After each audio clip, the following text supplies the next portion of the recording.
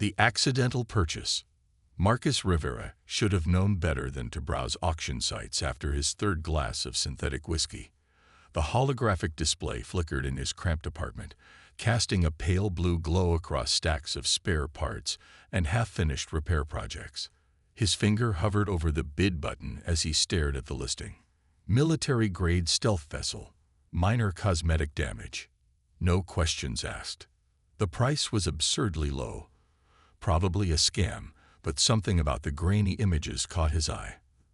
The sleek lines of the hull, the unconventional engine configuration.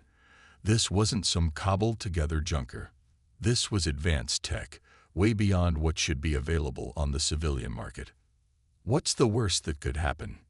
he muttered, tapping the bid button. The system chimed, confirming his placement as the highest bidder. Marcus chuckled and stumbled to bed, already forgetting about his impulsive purchase.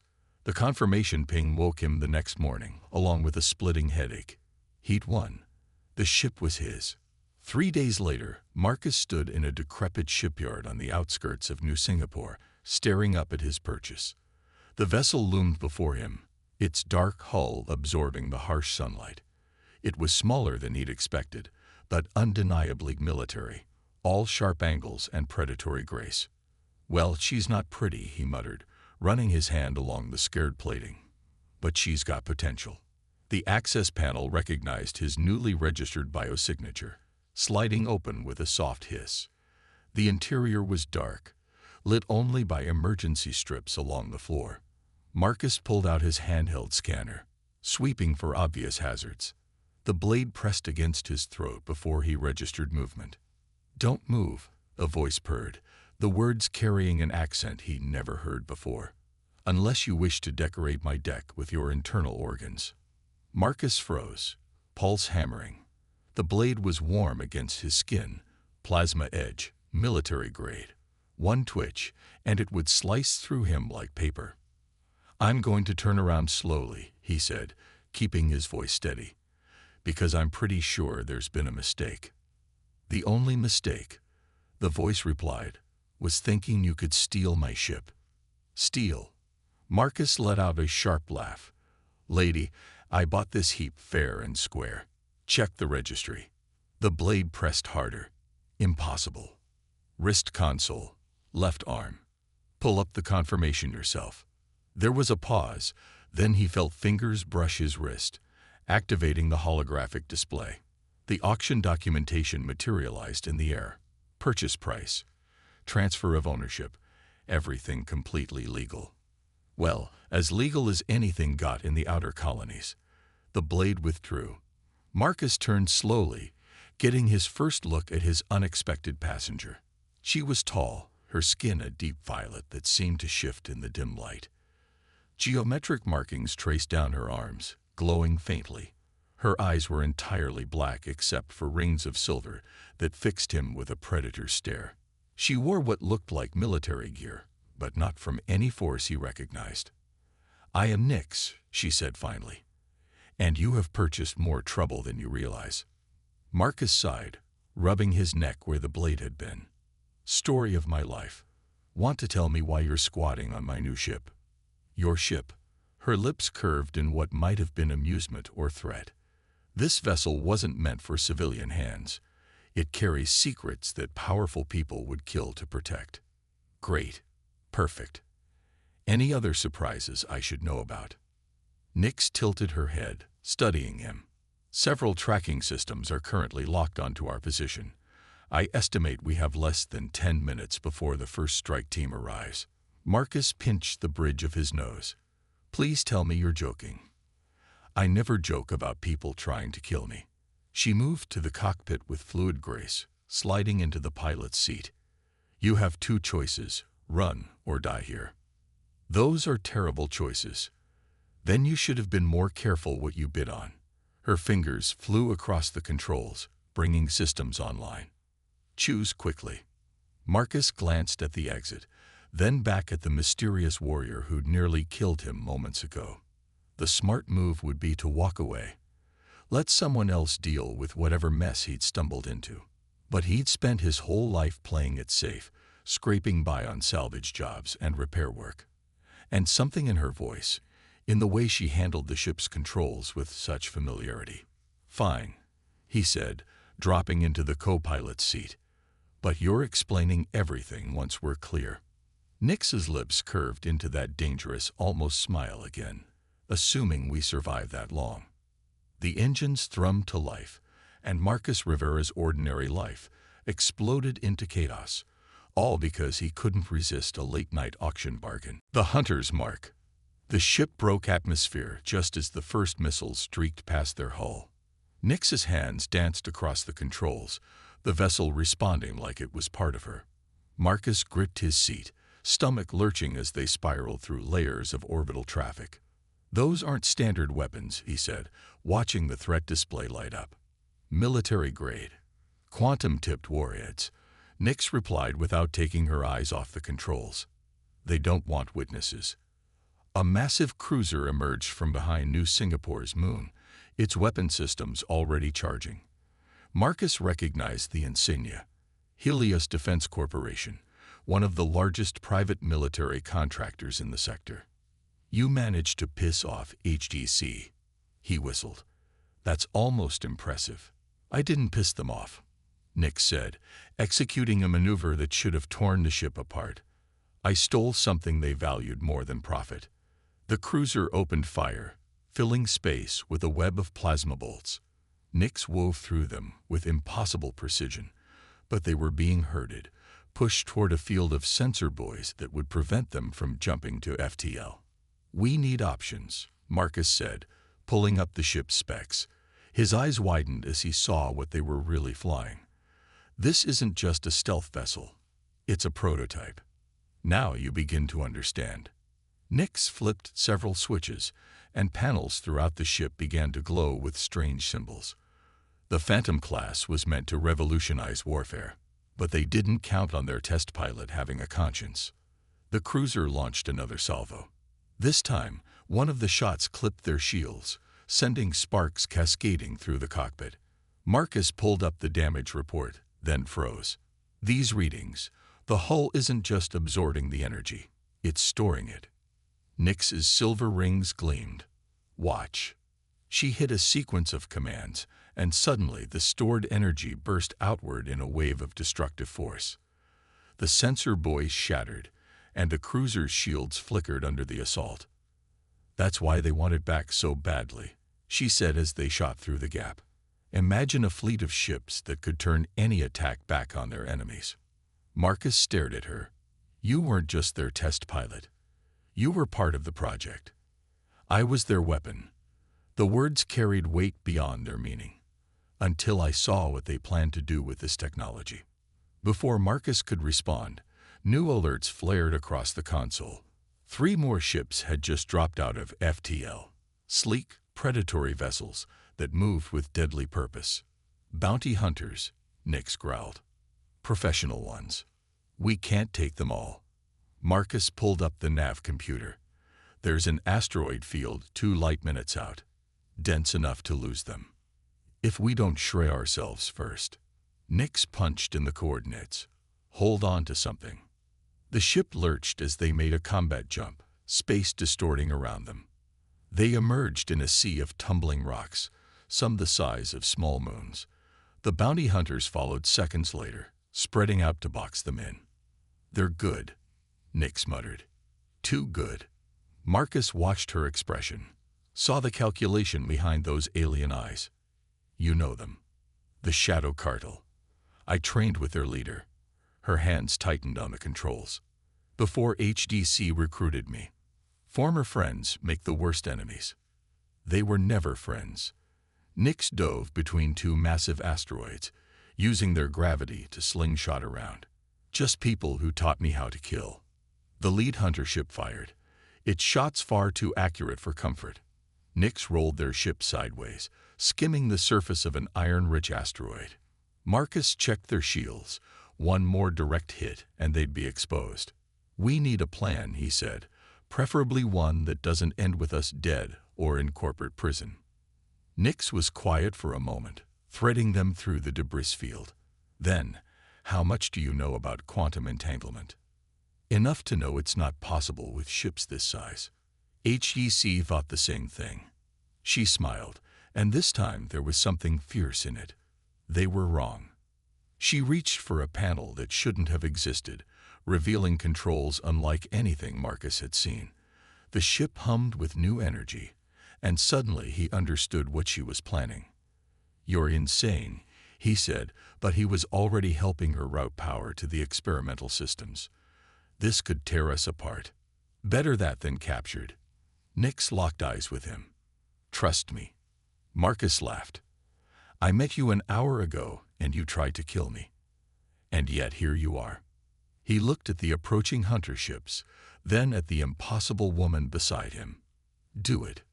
Nix activated the quantum drive, and reality itself seemed to hold its breath. Hidden truths. The void between realities lasted only a microsecond, but Marcus felt it stretch into eternity. When they emerged, the hunter ships were gone, replaced by the endless black of deep space. Warning lights flashed across every console as systems struggled to realign. That, Marcus said, fighting down nausea, was not in the user manual. Nix slumped in her seat, violet skin pale. The quantum drive wasn't meant to transport the entire ship. Just parts of it. Parts. He turned to her sharply. "What exactly did HDC want you to do with this technology?" She was quiet for a long moment, fingers tracing one of the glowing marks on her arm. Imagine soldiers who could step through walls. Weapons that could exist in two places at once. They wanted to revolutionize infiltration. Assassination. Her voice hardened. Genocide. And you were their test subject. Subject. Weapon. Tool. Each word carried years of bitterness. "These marks aren't decorative. They're quantum anchors, binding my molecular structure so I don't dissolve during transport." Marcus studied her with new understanding. The way she moved, her impossible reflexes, she wasn't just enhanced. She was something entirely new. How many others were there? Dozens. Most didn't survive the process. She met his gaze. "I escaped with the ship because I couldn't watch any more die." Before Marcus could respond, a new alert pinged. He checked the readout and frowned. "We've got company. Different signatures this time." "Corporate military," Nix confirmed, "already bringing weapons online. HDC's personal army. They're not trying to capture us anymore, are they?" "No. Now they just want their secrets buried." She pulled up a star chart. "We need to get to the Tartarus Drift. I have allies there." Marcus recognized the sector, lawless space, where corporations and governments held no sway. "That's 3 days at full burn, assuming we don't blow ourselves up first. The quantum drive needs time to stabilize anyway." Nick started plotting a course. "We'll have to do this the old-fashioned way." The corporate ships were closing fast, sleek destroyers bristling with weaponry. Marcus diverted power to their shields, knowing it wouldn't be enough if those ships got within range. "I don't suppose you have any more impossible tricks." "A few." Nix's hands flew across the controls. "But first, we need to have a talk about what really happened to the other test subjects." The ship's systems hummed as she activated something deep in its core. Marcus felt a strange resonance, like reality itself was bending around them. On the tactical display, their signature began to fragment, splitting into dozens of ghost images. "They're not dead," Nix said softly. "They're scattered, trapped between quantum states, unable to fully exist in any one place." She looked at him, and for the first time, he saw real fear in those silver-ringed eyes. "And HEC will keep creating more until someone stops them." Marcus watched the corporate ships struggling to lock onto their position, firing at phantoms. "Why tell me this now?" "Because you need to understand what you've bought into." Her voice was steel and sorrow. "And because in about 30 seconds, I'm going to show you exactly what this ship can do. After that, there's no going back to your old life." "Pretty sure that ship sailed when you put a blade to my throat," Marcus said, but his mind was racing. the implications of what she was saying, the scale of the conspiracy. What do you need me to do? Nix's lips curved in that dangerous, almost smile. Help me save them. The corporate ships opened fire, and the real battle began. Breaking point. The Tartarus Drift lived up to its reputation. Twisted debris fields of ancient battles stretched across light years, creating a maze of navigational hazards. Marcus watched as Nix guided them through the chaos, her movements precise despite 3 days of constant pursuit. Your allies, he said, breaking the tense silence. You never mentioned who they are. Because you wouldn't like the answer. Nix adjusted their course, avoiding a cluster of derelict ships. They're called the Quantum Resistance. Scientists, soldiers, defectors. Everyone HDC tried to silence. And they're hiding out here. Not hiding. Planning. She pulled up a secure channel, entering a complex sequence. The technology that created me, that powers this ship, it was never meant for military use. It was meant to revolutionize space travel, medicine, energy production. Until HEC saw the profit in weapons, Marcus finished. The comm crackled to life, displaying coordinates deep within the drift. As they approached, Marcus saw it, a massive station built into an asteroid, nearly invisible against the background radiation. Welcome to Haven, Nix said. Before they could dock, new signatures appeared on their sensors. The corporate fleet had found them. They followed our quantum wake, Nix snarled, bringing weapons online. I should have known they'd figure it out. Marcus watched the tactical display as more ships emerged from FTL. That's not a pursuit fleet. That's an invasion force. Haven's defenses activated, but they were designed for stealth, not open warfare. The first volley from the corporate ships tore through their outer shields like paper. They'll kill everyone, Nix whispered, and Marcus heard real anguish in her voice. All those survivors, all that research. He made a decision. Give me the controls. What? I've spent my life fixing ships, studying how they work. He met her gaze. You know how to fight. I know how to break things. Let me help. For a moment, she just stared at him. Then, with a fluid grace, she slid from the pilot's seat. Show me. Marcus took the controls, his mind already racing through calculations. The quantum drive. You said it was never meant to transport the whole ship. What was it meant for? Understanding dawned in her silver eyes. Energy transfer. Clean power distribution across light years. Exactly. His fingers flew across the console, reconfiguring systems that were never meant to work together. We can't beat that fleet, but maybe we can give them something else to worry about. Warning lights flashed as he pushed the quantum drive past its safety limits. The ship groaned, reality stuttering around them. Marcus, Nix said softly, this will destroy us. Maybe. He smiled at her. But it'll save them. She touched his shoulder, and in that moment, something shifted between them. No more barriers, no more secrets. Just trust. Together, she said. Marcus activated the drive. Final stand. The quantum cascade ripped through space like a newborn star. Every ship in the corporate fleet lit up as raw energy transferred through their systems, overloading weapons, shields, and engines simultaneously. The destruction was beautiful and terrible. But the cost was high. Their ship's systems were failing, the quantum core destabilizing. Haven's sensors showed the corporate fleet in ruins, but more would come. They always came.